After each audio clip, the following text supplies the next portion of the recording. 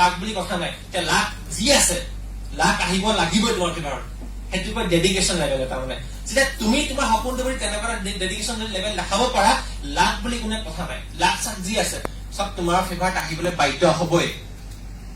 মানুহৰ সফলতা এনেই নাহে। মানে আমি বৰ্তমান নোচোৱা, কিন্তু তেওঁ এটা সময়ত তেওঁলোকৰ বহুত সাধনা, বহুত কষ্ট, বহুত ত্যাগ সোমাই আছে, যাৰ ফলত তেওঁ আজি এইটো পৰ্যায়ত পাইছেহি।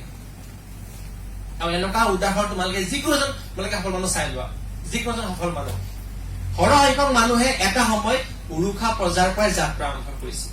সেইটো কাৰণে মই এখন কিতাপ এখন কিতাপ আমি লিখি দি আছো, অতি সোনকালে ৰিলিজ দিম আমি এবাৰ। মোৰ দ্বিতীয় কিতাপ হ'ব এখন। আমি সেই কনচেপ্টত উত্থাপন কৰিছো, মানে যে সৰহ সংখ্যক মানুহে সদায় উৰুষা পৰ্যায়ৰ পৰা জীৱনটো আৰম্ভ কৰিছে, শূন্যৰ পৰা আৰম্ভ কৰিছে সৰহ সংখ্যক মানুহে।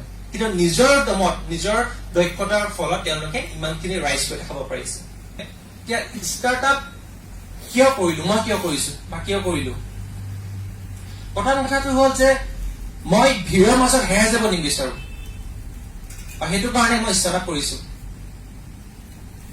15 বছৰীয়া এটা লৰাই স্কুলৰ পৰা আহি হঠাতে যেতিয়া শুনিবলৈ পায় তাৰ আটাইতকৈ আপোন ককায়েকৰ মৃত্যু হৈছে দুৰ্ঘটনাৰ ফলত, অন দ্য স্পট। আৰু এই ৰঙীন যি জীৱনটো, মানে ৰঙীন ৰং চবফালে চাই আছো, সপোন দেখি আছো, ডাঙৰ হলে এইটো কিনিম, এইটো কৰিম, এনেকুৱা ঘৰ বনাম, এনেকুৱা গাড়ী কিনিম, এনেকে থাকিম, মা দেউতাক এইটো দিম, এই ৰঙীন যি সপোন এক মানে জীৱনৰ, এই ৰঙীনতা, এই ৰঙীন সপোনবোৰ যেতিয়া হঠাতে অন্ধকাৰ যেন লগা হল, চাৰিওফালৰ পৰা অন্ধকাৰ নামি আহিলে, তাৰ উত্তৰ দিবৰ কাৰণে মই ষ্টাৰ্টআপ কৰিছো।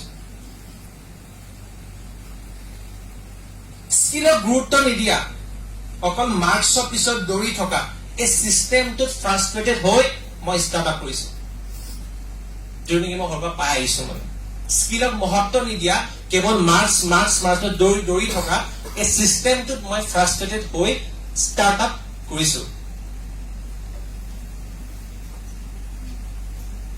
ইমান বছৰ সাধনা কৰি যেতিয়া এজন ছাত্ৰ ছাত্ৰীয়ে বহুত বছৰ সাধনা কৰিলে, শিক্ষা ললে, তেওঁলোকে ইমানখিনি সময় আকৌ high secondary, degree, masters, whatever, ইমানখিনি সাধনা কৰি ধৈৰ্য ধৰি যেতিয়া শিক্ষা লয়, তাৰ পিছত এটা চৰকাৰী চাকৰিৰ কাৰণে যেতিয়া ঘোষ দিবলগীয়া হয়, সেই চিষ্টেমটোক বিৰোধ কৰি মই ষ্টাৰ্টআপ কৰিছো। ইমান বছৰ ডিগ্ৰীয়ে যদি এজন ল'ৰাৰ যদি ক্ৰেডিবিলিটি প্ৰমাণ নকৰে, তেন্তে বন্ধ কৰি দিয়া কেনেকুৱা চিষ্টেম আপোনালোকে? ইমান বছৰ জ্ঞানে যদি এজন ল'ৰাৰ প্ৰতিভা প্ৰমাণ নকৰে, আকৌ যদি তাৰ পইচাৰ বল দি চাকৰি ল'বলগীয়া হয়, তেন্তে তেনেকুৱা শিক্ষা ব্যৱস্থা নালাগে। মোক এটা বিৰোধ কৰিবৰ কাৰণে মই ষ্টাৰ্টআপ কৰিছো।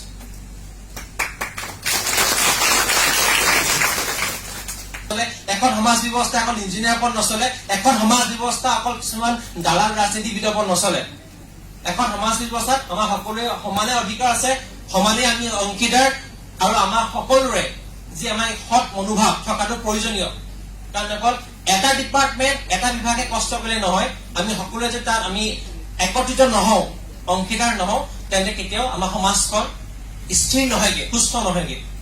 আৰু যাৰ ফলত আমাৰ আহিবলগীয়া নৱপ্ৰজন্মই কৰবাত না কৰবাত চেপা খাব লাগিব এটা এশ্ৰেণী মানুহে। কাৰণ যিমানে আমি শুদ্ধ নহওঁ, যদি আমাৰ পৰিৱেশটো লেতেৰা, যদি চাৰাউণ্ডিংটো বেয়া, চব যদি কৰাপ্টেড, চব যদি নিজৰ অকল মানে নিজৰ বেনিফিটটো চাই, তেন্তে আমাৰ সপোনটোক কোনে ছাপৰ্ট কৰিব? এতিয়া চবেই কয় তুমি ভালকে পঢ়া, আমি লগত আছো। কিন্তু কেইজন মানুহে আপুনি মেট্ৰিক দিয়া খবৰ লবলৈ আহিলে? কেইজন মানুহ আহে খবৰ লবলৈ? কিন্তু মেট্ৰিক ৰিজাল্ট দিয়ে চাহ খাবলৈ কিমান মানুহ আহে? আৰু বেয়া হলে সেইটো মানে ইটিকিং কৰিবলৈ কিমান থাকে মানে গাঁওখনত বেলেগৰ চুঙুল লৈ, ৰাইট? Do U agri?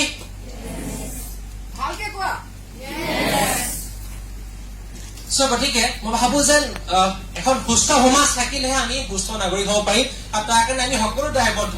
অকল এজন ব্যক্তি নহয়, আমি সকলো দায়বদ্ধ। আমি সকলোৱে নিজৰ নিজৰ অৰিহণা আগবঢ়াব লাগে, যাতে আমি এখন সুস্থ সমাজ গঢ়িব পাৰো, যাৰ জৰিয়তে আমাৰ নৱপ্ৰজন্মসকলৰ সপোন যাতে কেৱল সপোন হৈ ৰৈ নাযায়, সপোন যাতে কেৱল ধূলিৰ মাজত হেৰাই নাযায়, সপোন যাতে কেৱল দুৰ্নীতি আৰু কাৰোবাৰ স্বাৰ্থৰ মাজত যাতে বিলীন হৈ নাযায়, মই সেইটো কামনা কৰো।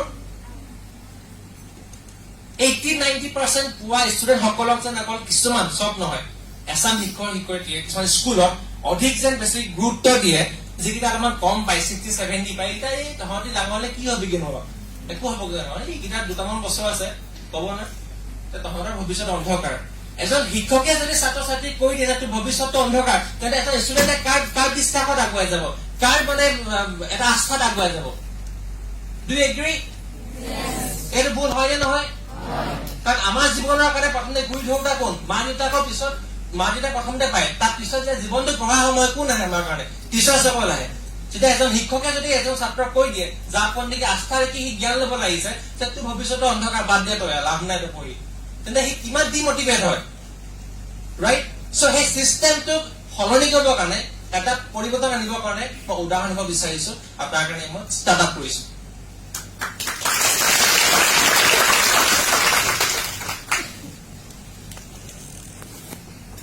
মূলকৈ ক'বলৈ গ'লে মই নিজক ভালদৰে বুজি পাবলৈ ষ্টাৰ্ট কৰিছো এইটো কেৱল আনক দেখুৱাই অকল নহয় অকল সেইটো উদ্দেশ্য কেতিয়াও নহয় নিজক বুজি পাবলৈ ভালদৰে মই কি বিচাৰো মোৰ ষ্ট্ৰেংথবোৰ কি মোৰ উইকনেছবোৰ কি যিটো আমি কওঁ short analysis strength weakness opportunity and threats SWOT analysis এটো মই কৰিব বিচাৰো নিজক সুখী কৰিবলৈ কৰিব বিচাৰো আৰু এই যে মানুহে যেন কয় আমাক এটা পৰিৱৰ্তন লাগে সেই পৰিৱৰ্তনটো মুখেৰে নহয় সেই পৰিৱৰ্তনৰ এটা সৰু উদাহৰণ হ'ব বিচাৰো মই আৰু তাৰ বাবেই মই ষ্টাৰ্টআপ কৰি আছো আৰু যিমান দূৰলৈকে পাৰো নিজৰ সাধ্য অনুসৰি ষ্টাৰ্টআপ কৰি যাম বুলি মই দৃঢ়তাৰে আগবাঢ়ি আহিছো দ্বিতীয় পৰ্যায়লৈ আহিছো কেনেকে আৰু কি কৰিছো ষ্টাৰ্টআপ কেলে কৰিলো কলো কেনেকে আৰু কি কৰি আছো বৰ্তমান মোৰ যিটো নিজৰ ব্যক্তিগত যি দৃষ্টিভংগী ষ্টাৰ্টআপৰ ক্ষেত্ৰত জীৱনৰ ক্ষেত্ৰত মই সদায় চিম্পলিচিটি বিলিভ কৰো মই বেছি কমপ্লেক্স ভাল নাপাওঁ ৰকেট বনাব নোৱাৰো মই কিন্তু অন্তত খানা বনাবতো পাৰো গতিকে তাকে কৰিছো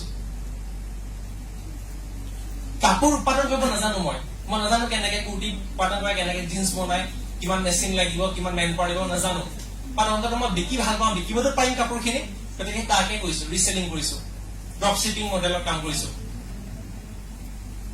এখন চিনেমা বনাব নোৱাৰো কাৰণ ইমান টেকনিকেল মোৰ জ্ঞান নাই কেইজন মানুহ লাগিব স্ক্ৰীন প্লে কোন লাগিব ডাইৰেকশ্যন কি চিনেমাটোগ্ৰাফাৰ কি নাজানো কিন্তু অন্তত লিখিবতো পাৰো গতিকে দুখনকে কিতাপ প্ৰকাশ কৰিছো যাতে আমাৰ নৱপ্ৰজন্মসকলৰ সহায় হওক যিসকল নেকি মোৰ নিচিনাকে প্ৰশ্ন এটা খেদি গৈছে এটা সময় যে কেনেকে আৰম্ভ কৰিম জীৱনটো সলনি কৰিব বিচাৰিছো হয় বা কেনেকে হাও প্লেনিংটোৱে সফলতা দিয়ে মই গুৱাহাটী যাম সেইটো মোৰ লক্ষ্য হয় কেনেকে যাম কিহত যাম বাছত যাম নে গাড়ীত যাম নে কেইটা বজাত যাম কিমান স্পীডত যাম ক'ত ৰখিম কেইটা বজাত পাম that should be clear your planning will give you the result and one more thing if you don't take an initiative then your life will never change জীৱনটো কেতিয়া সলনি নহয় যদি তুমি পদক্ষেপ নোলোৱা আৰু তুমি যিদিনাখনি পদক্ষেপ লোৱা বন্ধ কৰিবা সেইদিনাখনি বা তোমাৰ পৃথিৱীখনে পাহৰি পেলাব লাগে তুমি যিমানে জনপ্ৰিয় মানুহ নোহোৱা লাহে লাহে তোমাৰ জনপ্ৰিয়তা তোমাৰ কামৰ মহত্ব পাহৰি পেলাব কাৰণ এই বিশ্বখন এই পৃথিৱীখনে সদায় বৰ্তমানটোক চাই অতীতটোক পাহৰি পেলাব